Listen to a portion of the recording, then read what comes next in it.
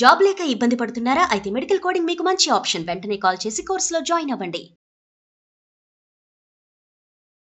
నమస్తే, సుమన్ టీవీకి స్వాగతం.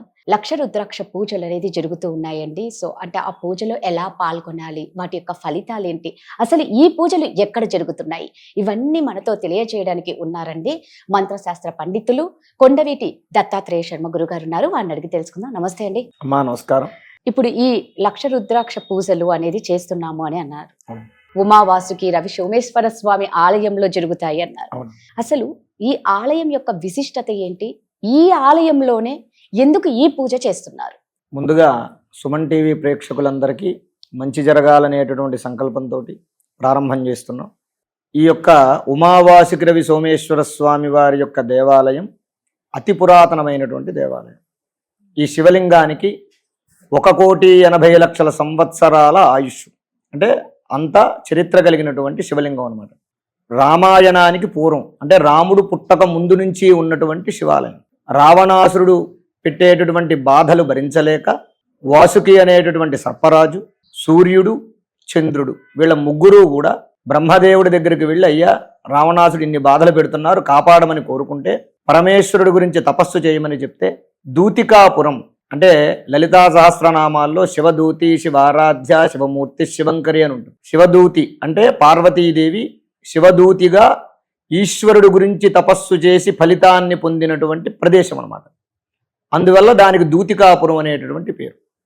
అటువంటి దూతికాపురంలో ఈ ముగ్గురు దేవతలు కూడా శివుడి గురించి తపస్సు చేయగా పరమేశ్వరుడు సాక్షాత్కరించి, ఓ దేవతలారా, విష్ణుమూర్తి రామావతారం ఎత్తి రావణుని సంహారం చేస్తాడని చెప్పి వారికి ఉన్నటువంటి తద్వారా మీకున్న శత్రుబాధ తొలగిపోతుంది అని వరమిచ్చాట.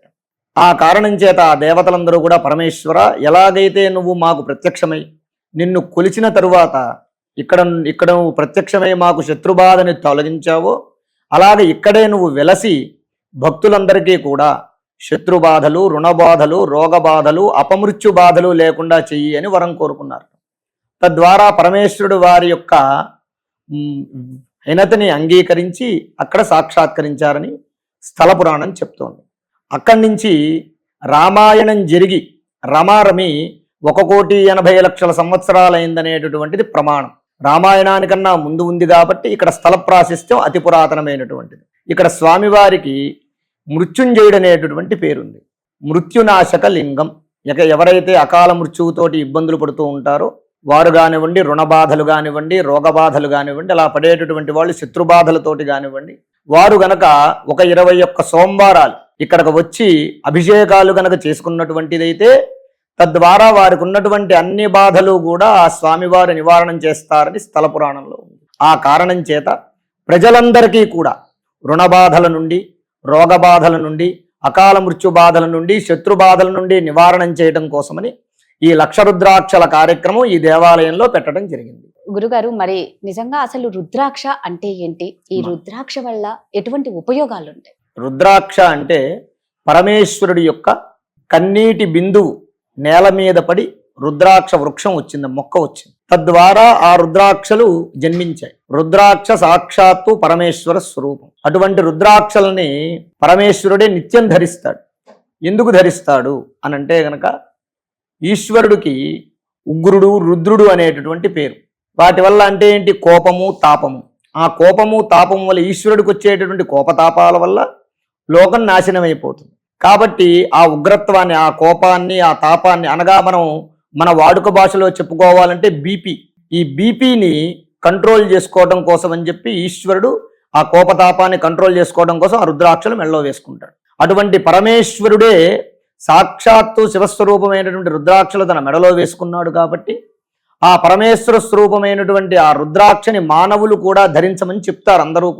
అందరూ ధరించాలి, మంచి జరుగుతుందని చెప్తారు. ఎందుకు అంటే వారిలో ఉన్నటువంటి కోపతాపాలు, ఎందుకు తన కోపమే తన శత్రువు, వారికి వచ్చేటటువంటి కోపం వల్ల, వారు తీసుకునేటటువంటి నిర్ణయాల వల్ల వారికి ఇబ్బందులు కలగకుండా ఉండడం కోసం, ఆ కోపాన్ని కంట్రోల్ చేసుకోవడం కోసం అందరినీ కూడా రుద్రాక్షమాల ధరించమని చెప్తారు.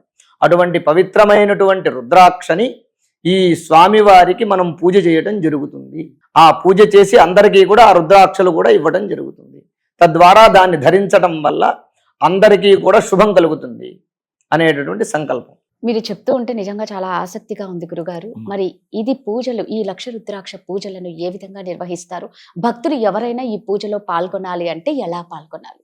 ఈ పూజని లక్ష రుద్రాక్షల పూజని ఎవరైనా పాల్గొనొచ్చు. ఈ పూజలు వారు చిద్.com ద్వారా కానీ సుమన్ టీవీ వారి ద్వారా కానీ ఈ యొక్క కార్యక్రమాల్లో పాల్గొనవచ్చు. స్క్రీన్ మీద నెంబర్లు అవన్నీ కూడా వస్తూ ఉంటాయి.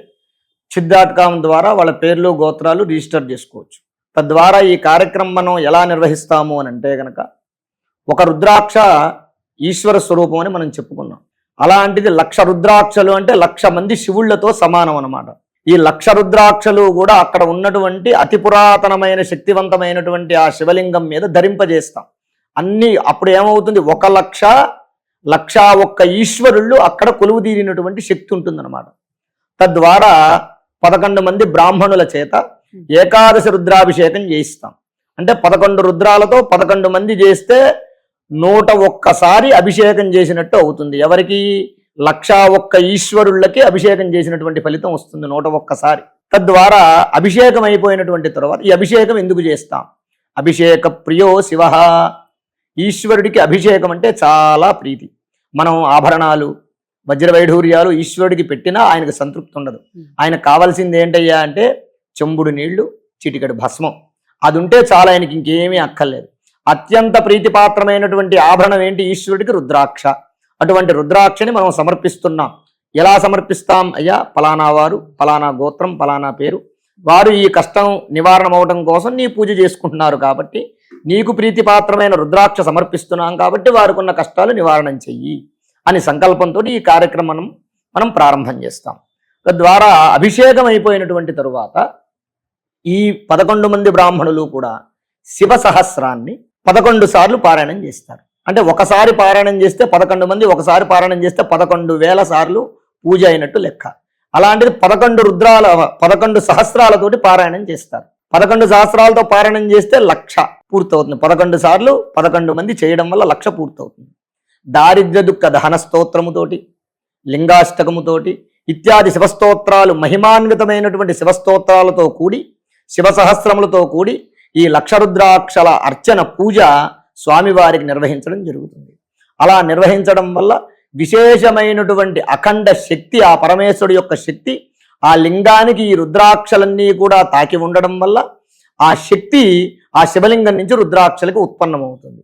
దాన్ని గనక ఎవరైతే ధరిస్తారో వారికి శివశక్తి వారి వెన్నంటే ఉండి ఎల్లప్పుడూ వారిని, వారి కుటుంబాన్ని కాపాడాలి అనే సంకల్పంతో మేము ఈ కార్యక్రమం చేస్తున్నాం. ఏ రోజు జరుగుతుంది గురుగారు? అమ్మ, ఈ కార్యక్రమం జూన్ 13వ తారీఖు అధిక జ్యేష్ఠ మాసంలో వచ్చేటటువంటి మాస శివరాత్రి. అధికస్య అధికం బలం. ఈ సంవత్సరం మనకి అధిక మాసం వచ్చింది. అంటే ప్రతి 32 నెలలకి ఒకసారి మనకి అధిక మాసం వస్తుంది. ఎందుకయ్యా అంటే కాలక్రమేణా కాలంలో కొన్ని మార్పులు సంభవించడం వల్ల, ఇప్పుడు ఇంగ్లీష్ నెల ఉందనుకోండి, ఫిబ్రవరిలో 29 రోజులు ఉంటాయి, 28 రోజులు ఉంటాయి.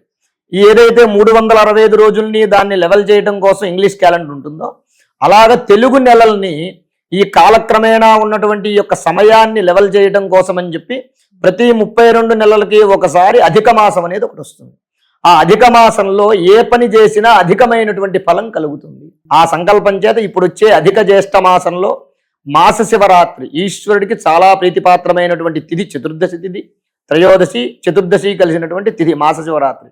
ఆ రోజున మనం ఈ కార్యక్రమం చేయడం వల్ల శివుడు చాలా సంతృప్తి చెంది మనకు కోరినటువంటి కోరికలు తీర్చేటటువంటి అవకాశం ఉంటుంది. చాలా చక్కగా చెప్పారు. శివాజ్ఞ లేనిది చీమైనా కుట్టదు అని అంటూ ఉంటారు. నిజంగా 32 నెలలకు ఒక్కసారి వచ్చే ఈ మాస శివరాత్రిలో మీరు ఈ రుద్రాక్ష పూజలు అయితే నిర్వహిస్తున్నారు. ముఖ్యంగా దీని ఫలితం కుటుంబ పరంగా ఎలా ఉంటుంది గురుగారు? శివో ఐశ్వర్యకారక అని చెప్పుకున్నాం. ఐశ్వర్యం అంటే ఏంటి? కేవలం డబ్బుంటేనో, కారు ఉంటేనో, ఇల్లుంటేనే ఐశ్వర్యం కాదు. ఐశ్వర్యములు 8 రకాలు ఉన్నాయి. ఈ 8 రకాలను కూడా ప్రసాదించేటటువంటి వాడు కేవలం పరమేశ్వరుడు ఒక్కడే. ఈశ్వరుణ్ణి ఆరాధన చేయడం వల్ల ఏదో ఒకటే సంప్రాప్తిస్తుందని అనుకోవటం మన అవివేకం. ఈ 8 ఏమిటి అంటే చక్కటి సంతానం ఉండడం ఒకటి, రెండవది మనసు ఎరిగినటువంటి జీవిత భాగస్వామి ఉండటం ఒకటి, కష్టంలో ఉన్నా సుఖంలో ఉన్నా బంధుమిత్రులు మనల్ని ఆదరించేటటువంటి వాళ్ళు ఉండడం ఒక ఐశ్వర్యం, ధనానికి ధాన్యానికి లోటు లేకుండా ఉండడం ఒక ఐశ్వర్యం, కంటి నిండా నిద్రపోవడం ఒక ఐశ్వర్యం, తృప్తిగా భోజనం చేయటం ఒక ఐశ్వర్యం.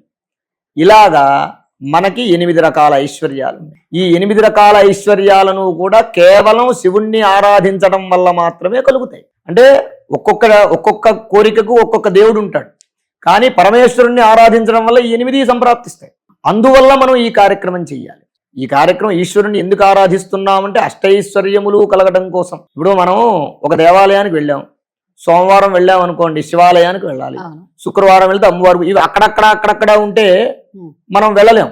అన్ని గుళ్ళు కలిపి ఒకే దగ్గర ఉన్నాయి అనుకోండి, అప్పుడు మనకు సులువు అవుతుంది, అంటే పని తొందరగా అవుతుంది. అలా మనిషి కర్మఫలాన్ని జాతక ఫలాన్ని అనుసరించి మనిషి యొక్క జీవనం సాగుతూ ఉంటుంది. మనిషి యొక్క జాతకంలో ఉన్నటువంటి ప్రభావం మనిషి మీద 50% పనిచేస్తుంది, మనిషి జీవితం మీద జాతక ప్రభావం. మిగిలిన 50% వాడి యొక్క కర్మ ప్రభావం, అంటే కర్మఫలం వల్ల సాగుతూ ఉంటుంది, కర్మ ప్రభావం సాగుతూ ఉంటుంది. ఈ రెండింటినీ బ్యాలెన్స్ చెయ్యాలి అంటే ఖచ్చితంగా భగవదారాధన చెయ్యాల్సిందే.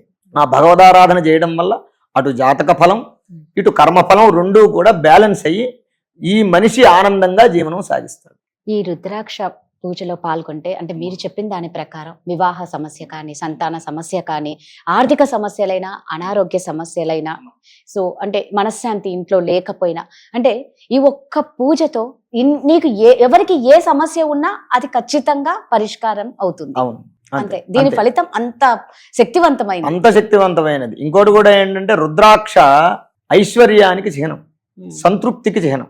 మనిషికి ఎంత సంపాదించినా, ఇప్పుడు మనకు 1 కోటి రూపాయలు సంపాదించామనుకోండి, తృప్తి చెందడు మనిషి, ఇంకొక రూపాయి కావాలనే కోరుకుంటాడు. అలాగే ఎంత బంగారం వచ్చినా అబ్బో ఇంకో తులం బంగారం వస్తే బాగుండనే కోరిక ఉంటుంది.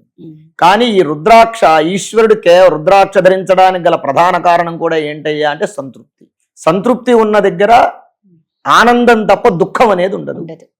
అటువంటి సంతృప్తి మనుషులకు కలగాలి అంటే ఆ రుద్రాక్షను మనం ధరించాలి. ఆ రుద్రాక్షను మనం ధరించాలి అంటే అది శక్తివంతమైనటువంటి రుద్రాక్ష ఉండాలి.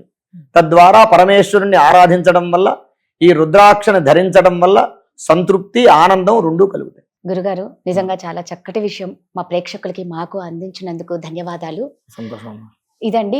సో ఈ రుద్రాక్ష పూజలో ఎవరైనా పాల్గొనాలి అనే ఆసక్తి ఉన్నవాళ్ళు కింద స్క్రోల్ అవుతున్న నెంబర్కి కాంటాక్ట్ అవ్వండి.